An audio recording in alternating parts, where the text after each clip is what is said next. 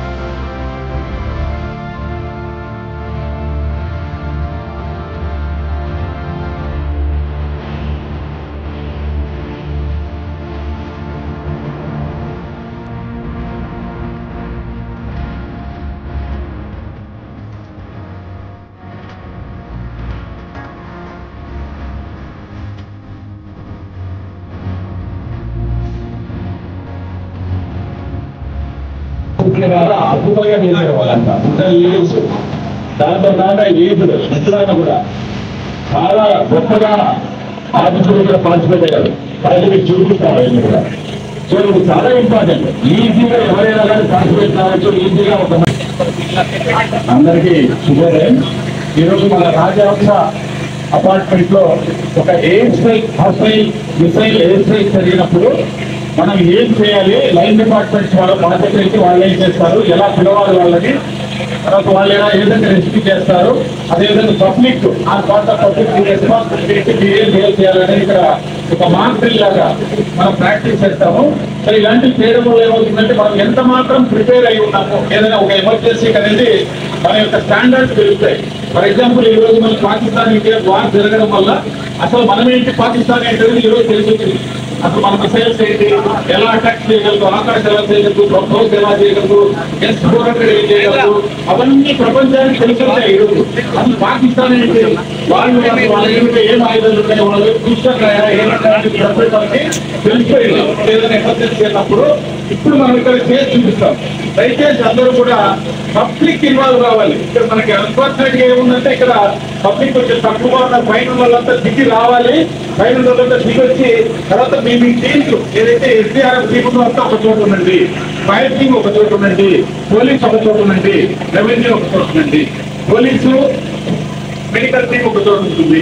So ఈ విధంగా electricity ఏదైనా ఎమర్జెన్సీ జరిగినప్పుడు ఏమవుతుందంటే ఇమ్మీడియట్ మనకి ఒక అంశాలు వేస్తే అప్పుడు ఈ పబ్లిక్ అంతా కూడా మోతాల మీద కూర్చోవాలి, చెరువు మూసిపెట్టుకుని మోతాల మీద కూర్చోవాలి.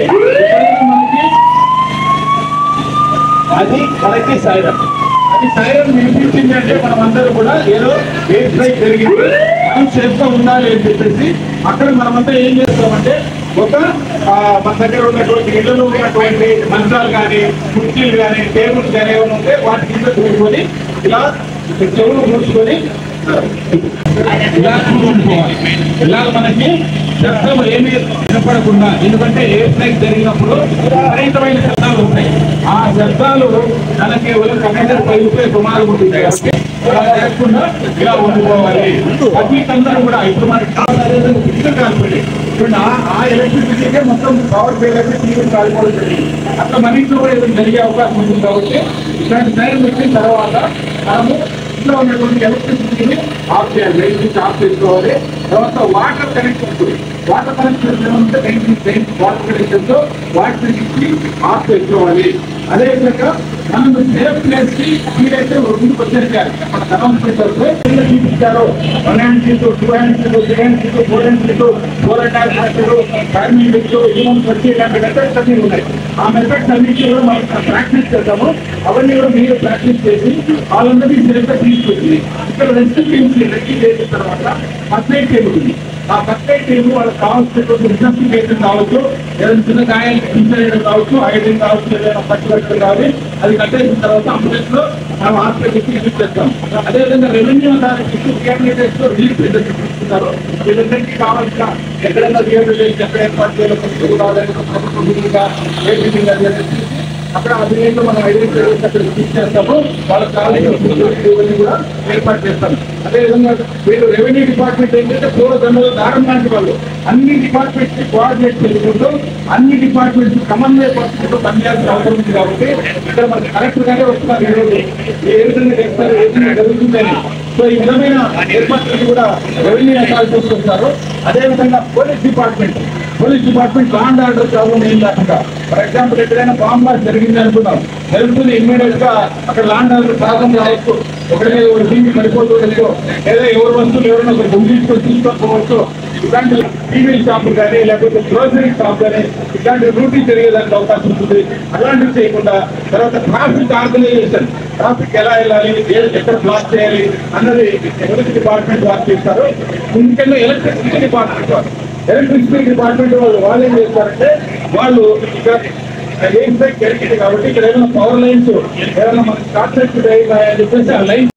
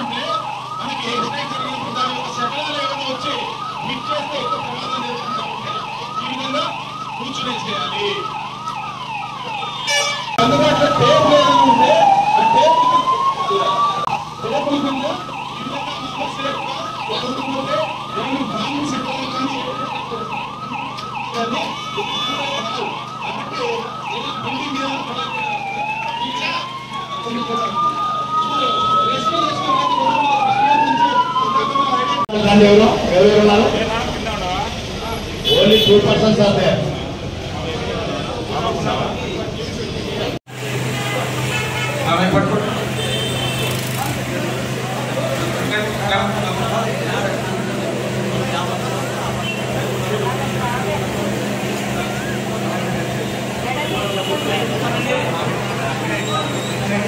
సేఫ్టీ ఏదైనా ఒకవేళ పొరపాటున జారిపోయినా కూడా ఈ విధంగా అబ్బాయిని కళ్ళు మూసుకోమనండి. అబ్బాయి కళ్ళు మూసుకోవాలి. నెక్స్ట్ రోప్ రెస్క్యూ, మొదలు rope rescue chair not దించాలి.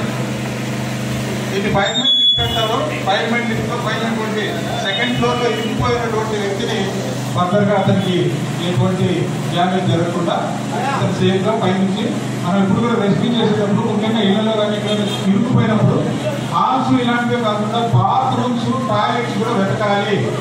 Bathrooms toilets కూడా వెతకాలి. పొరపాటున అక్కడ ఇరుక్కుపోయింటారు. లెఫ్ట్కి తిరుగు, లెఫ్ట్కి తిరగాలి, లెఫ్ట్కి తిరగాలి, లెఫ్ట్కి తిరిగి మనకి ల్యాడర్ సరిగ్గా ఇక్కడ ల్యాడర్ వేయాలంటే మనం స్ట్రైట్ గా వేయలేదు, ఇలా స్లాంట్ పొజిషన్ లో వేసాం. ఇలా స్లాంట్ పొజిషన్ లో వేయాలి అంటే మనకి వేసుకోండి టవల్ వేసుకోండి. ఇప్పుడు మనకి వైట్ సర్వీస్ వాళ్ళు తాళ్ల సహాయంతో మనిషిని పైనుంచి ఎలా తీసుకురావాలని చేసి చూపిస్తున్నారు. ఇప్పుడు ఒక వ్యక్తిని ఒక తాళ్ల సహాయంతో కుర్చీలో కూర్చున్నట్టుగా, ఒక వ్యక్తి కుర్చీలో కూర్చున్నట్టుగా కూర్చొని ఉంటాడు. అతన్ని సేఫ్ గా, అతను కింద పడకుండా అతనికి సేఫ్ నాట్స్ వేసి అతన్ని కిందికి దించడం మీరు ఇక్కడ అబ్జర్వ్ చేస్తున్నారు. కొంచెం తెరపండి తెరపండి. దీన్ని మనము రన్నింగ్ పార్ట్ అంటాం, కింద ఉన్నదాన్ని రన్నింగ్ పార్ట్, అది స్టాండింగ్ పార్ట్ అంటాము. సో ఇప్పుడు ఈ రోప్ తోటి మనము కిందికి దించుతున్నాం. అతను పొరపాటున కింద పడకుండా కాళ్ళని కూడా లాక్ చేయడం జరిగింది. ఒరే ఏం కాదు ఏం కాదు ఏం కాదు ఏం కాదు, మీరు కొంచెం లాగండి లాగండి లాగండి, మీరు లాగాలి, మీరు కొంచెం లాగాలి, అక్కడ కొంచెం ఆఫ్ పట్టుకోండి. చూడండి ఇప్పుడు ఈ వ్యక్తి ఎక్కడైనా స్ట్రాప్ అయిపోయి ఉంటే కనుక ఆ వ్యక్తిని కుర్చీలో కూర్చున్నట్టుగా, అతనికి కొంత స్పృహ ఉంది కాకపోతే అతను నడవలేని వ్యక్తిని ఈ విధంగా చైన్ లో కూర్చొని దించినట్టుగా మనకు ఉన్నటువంటి తాళ్ళ సహాయంతో దించేయచ్చు. మనకి తాళ్ళు అందుబాటులో లేనప్పుడు ఇళ్లలో మాకు ఎక్కడ తాళ్ళు చూసారనొచ్చు. అంటే మీ దగ్గర తాళ్ళు లేకపోతే చీరల్ని ఇలా ముడేసి, గట్టి చీరలు వేసుకోవాలి, మరి పాత చీరలు వేసుకోకూడదు. గట్టి చీరల్ని ఈ విధంగా ముడి వేసుకొని దీంతో ఈ విధంగా రెస్క్యూ చేయొచ్చు. ఇవన్నీ కూడా పబ్లిక్ వాలంటీర్స్ గా మీరు ఈ విధంగా ప్రాక్టీస్ చేస్తే చాలా బాగా చేస్తుంది.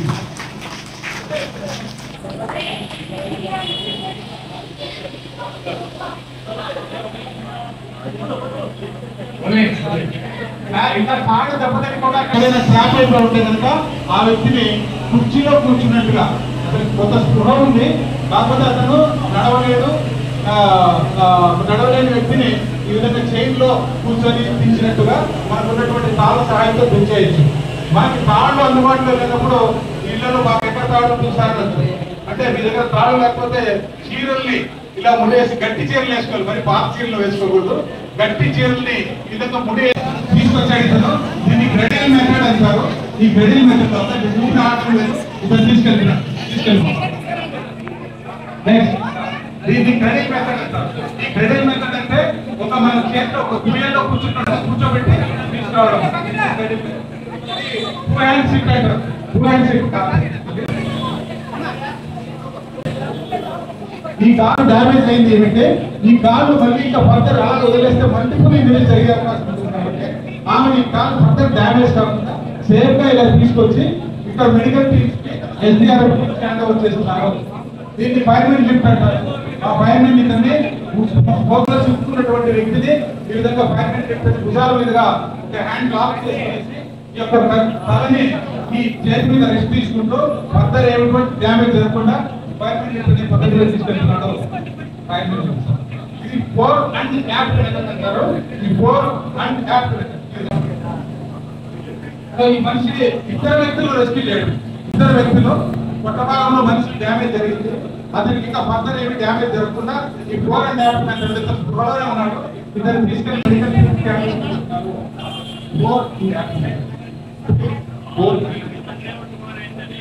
ఫైర్మెన్ ఇది పికే బ్యాక్ అంటారు. దీంట్లో ఈ మనిషి కొత్త భాగంలో గాయాలైనది. ఈ కొత్త భాగంలో గాయాలైనటువంటి వ్యక్తిని అది ఇంకా ఏమైనా ఫర్దర్ డ్యామేజ్ జరగకుండా ముట్టుకుంటూ తిరిగేసి వేసుకోవడం పికే బ్యాక్ రివర్స్ అంటారు. సో ఇతన్ని పికే బ్యాక్ రివర్స్ ఇది పికే బ్యాక్ అంటారు. ముట్టుకోవడం మనం ముట్టుకుంటూ వేసుకునే వాళ్ళు. ఈ మనిషికి వీక్ భాగంలో డ్యామేజ్ అయింది. ఈ వీక్ భాగంలో డ్యామేజ్ అయింది. వీక్ భాగంలో డ్యామేజ్ అయినటువంటి వ్యక్తికి ఇట్లా పికే బ్యాక్ అనే పద్ధతిలో అండ్ అవుతుంది. మన దగ్గర స్ట్రెచర్ అందుబాటులో ఉంది. ఈ స్ట్రెచర్ అందుబాటులో ఉన్నటువంటి స్ట్రెచర్ మీద గాయం అయితే ఆ గాయాలైనటువంటి ఫస్ట్ ఎయిడ్ ఇచ్చాం.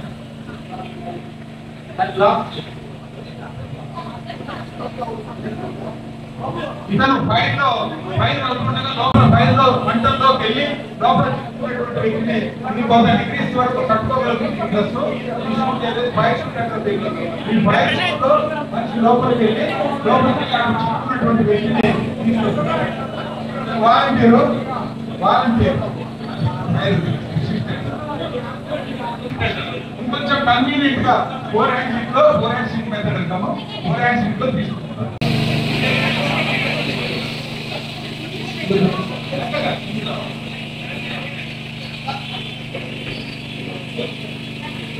కంఫర్టబుల్ ఇలా ఒక కుర్చీలో కూర్చున్నట్టుగా వచ్చేస్తాడు. తీసుకురావడం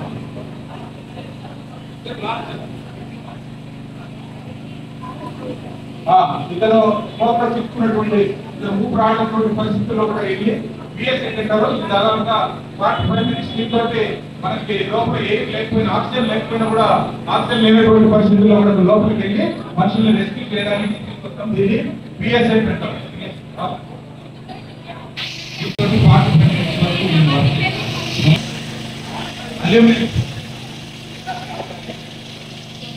మదన్ తొందరగా చేయాలి. ఇప్పుడు ఇతనికి కాలు దెబ్బతిన్నప్పుడు మల్టిపుల్ ఇంజరీ జరగకుండా తీసుకెళ్తాం.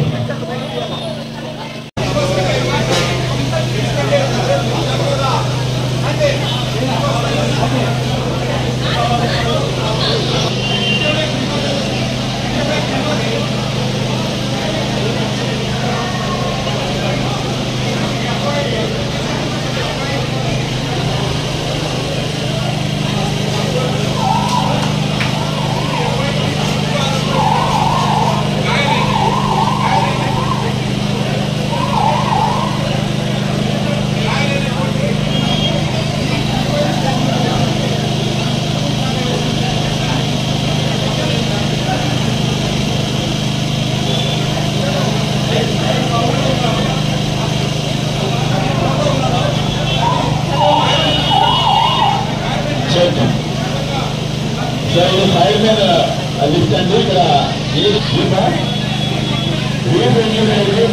కాకుండా ఫైర్మెన్ ఇస్తాను.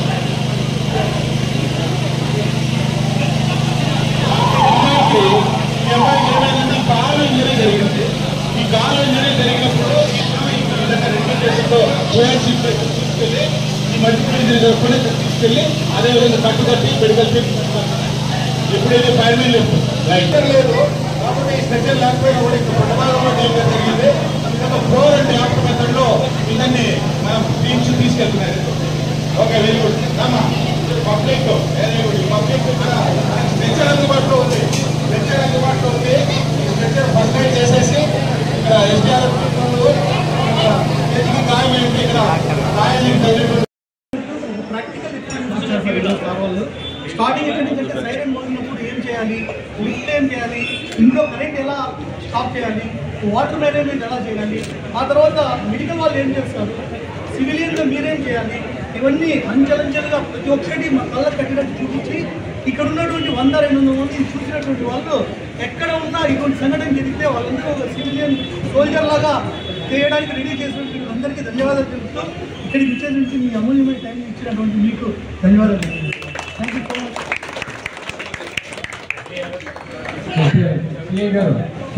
పోలీస్ అందరూ కూడా పాల్గొనడం జరిగింది. ఇక్కడ 77 కుటుంబాలు ఉంటే దాదాపు 400 నుంచి 500 దాకా జనాభా ఉంటుంది. ముఖ్యంగా ఇలాంటి కాంపాక్ట్ ప్లేసెస్లో ఎక్కువ హ్యూమన్ లాస్ ఉండాల్సిన సాధ్యతలు ఉంటాయి. అప్పుడు ఒక బాంబ్ పేలితే లేదా ఆ భవనం కూలిపోతే ఏం చేయాలి? సైరన్ మోగినప్పటి నుంచి చివరికి వాళ్ళు రెస్క్యూ చేసి హాస్పిటల్కి చేసేదాకా వివిధ డ్రిల్స్ని ఫస్ట్ అధికారులు చూపించడం జరిగింది. వినూత్నమైన పరికరాల గురించి ఎక్స్ప్లెనేషన్ ఇవ్వడం జరిగింది. అధికారులు కూడా దాని గురించి నేర్చుకున్నారు. దాని తర్వాత ఇక్కడున్న సివిలియన్స్ రెసిడెంట్సే దాన్ని వాళ్ళ చేత కూడా చేయించడం జరిగింది. చివరికి ముఖ్యంగా పిల్లలు యువకులకి దీని పట్ల ఎక్కువ ఇంట్రెస్ట్ రావాలని చివరికి క్విజ్ క్వశ్చన్స్ కూడా పెట్టాము. అందులో కరెక్ట్ ఆన్సర్ ఇచ్చిన వాళ్ళకి బహుమతులు కూడా ఇవ్వడం జరిగింది. అంటే ఆపరేషన్ సింధూర్ నేపథ్యంలో ఇప్పుడు సీజ్ ఫైర్ ఉన్నా సరే ప్రజలందరూ కూడా అప్రమత్తంగా ఉండాలి.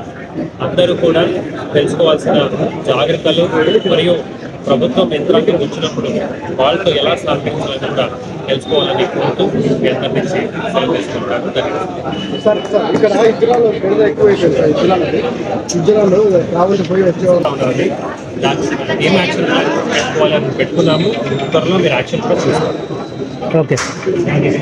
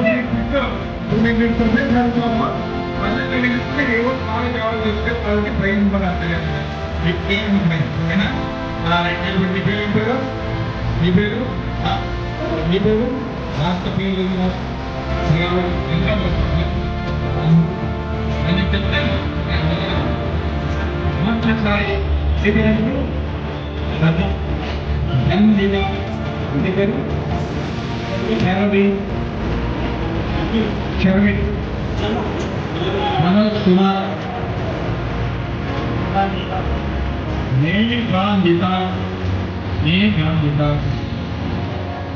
वैष्णवी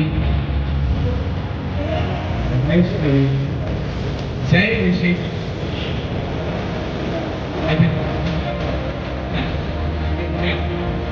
चाचा जोशी प्रिया जय हरी